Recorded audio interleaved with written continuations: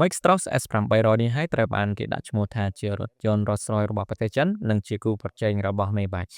រថយន្ត Max-Stroh S800 ដែលត្រូវបានសហការផលិតរួមគ្នាជាមួយក្រុមហ៊ុន JAC និង Huawei បានបង្ហាញខ្លួនជាផ្លូវការនៅក្នុងខែវិច្ឆិកាឆ្នាំ2024ជាមួយការដាក់បញ្ជាឲ្យទិញកក់មុនក្នុងតម្លៃចាប់ពី1លានដល់1.5លានយួនឬស្មើនឹង$131,600ដល់$167,400ក្រោយបើការបញ្ជាទិញកក់ទុកមុនក្នុងរយៈពេល48ម៉ោងរថយន្តនេះទទួលបានការកក់រហូតដល់2,108គ្រឿងរថយន្ត Huawei Max-Stroh S800 គឺជារថយន្ត EV ប្រភេទ Sedan ដ៏ប្រណិតរបស់ប្រទេសចិនដែលមានទាំងជម្រើស BEV និង EREV ចំពោះប្រភេទ BEV ដំណើរការដោយម៉ូទ័រអគ្គិសនីចំនួន3អាចផលិតកម្លាំងបាន852សេសនិងមកពាក់មកជាមួយអាគុយទំហំ 94.3 គីឡូវ៉ាត់ម៉ោងអាចបើកបរបានចម្ងាយ622គីឡូម៉ែត្រគិតតាមស្តង់ដារវាស់ចម្ងាយ CLTC ចំណែកប្រភេទ EREV ដំណើរការដោយម៉ាស៊ីនចំណុះ 1.5 រួមបញ្ចូលគ្នាជាមួយម៉ូទ័រអគ្គិសនីប្រភេទ Dual Motor 4WD អមជាមួយអាគុយទំហំ65គីឡូវ៉ាត់ម៉ោងរថយន្ត Max-Stroh S800 ក៏បំពាក់មកជាមួយបច្ចេកវិទ្យាសាកថ្ម800វ៉ុលអាចសាកថ្មពី10ទៅ80%ចាយពេលត្រឹមតែ 10.5 នាទីប៉ុណ្ណោះចំពោះរូបរាងខាងក្រៅរថយន្តនេះមានប្រវែងតួខ្លួនសរុប 5,480 មីលីម៉ែត្រទទឹង 2,000 មីលីម៉ែត្រកម្ពស់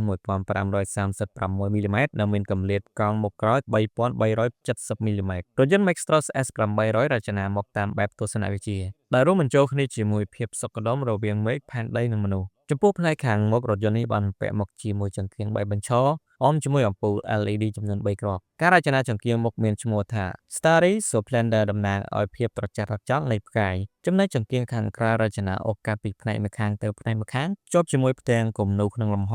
Nobila Canvas ចំពោះដៃទ្វាររចនាតាមលំនាំ Star Picking ចូលមកដល់ផ្នែកខាងក្នុងវិញម្ដងរថយន្តនេះបានបំពាក់មកជាមួយពិដានដំបូល Star Sky Roof ស្រដៀងគ្នាទៅនឹងរថយន្ត Rolls-Royce ព្រមទាំងបំពាក់មកជាមួយបរិក្ខារមានគុណភាពខ្ពស់និងតម្លៃថ្លៃចំពោះផ្នែកខាងក្នុងនៃរថយន្តត្រូវបានគេរំពឹងថានឹងបំពាក់មកជាមួយអេក្រង់ Touch Screen ចំនួន3ប្រើប្រាស់ប្រព័ន្ធប្រតិបត្តិការរបស់ Huawei និងភ្ជាប់មកជាមួយប្រព័ន្ធបើកបរដោយស្វ័យប្រវត្តិកម្រិត3ផងដែរបន្ថែមពីនេះនៅផ្នែកខាងក្នុងក៏មានប្រព័ន្ធគ្រប់គ្រងសីតុណ្ហភាពចំនួន4តំបន់ចំពោះកៅអីអង្គុយវិញក៏មានមុខងារខ្យល់ក្តៅខ្យល់ត្រជាក់និងម៉ាស្សាផងដែរលក្ខណៈពិសេសដែលលេចធ្លោរបស់រថយន្តនេះគឺកន្លែងដាក់ដៃកណ្ដាលនៅផ្នែកខាងក្រោយត្រូវបានភ្ជាប់មកជាមួយតុបត់ធ្វើពីអាលុយមីញ៉ុមលំដាប់ខ្ពស់និងកន្លែងដាក់កែវភេសជ្ជៈក្តៅនិងត្រជាក់កន្លែងសាកថ្មអត់ប្រើខ្សែរួមជាមួយទូទឹកកកប្រភេទ compressor ហើយអ្វីដែលកាន់តែពិសេសនេះគឺវាបានភ្ជាប់មកជាមួយប្រអប់លេខសម្ងាត់ដែលប្រើប្រាស់ស្នាមរៀមដៃសម្រាប់ទុកដាក់របស់មានតម្លៃយ៉ាងណាមិញចំពោះព័ត៌មានលម្អិតនៅផ្នែកខាងក្នុងនៃរថយន្តនេះមិនទាន់បានបង្ហាញជាផ្លូវការនៅឡើយទេសរុបមកវិញជាមួយការរចនារូបរាងបែបប្រណិត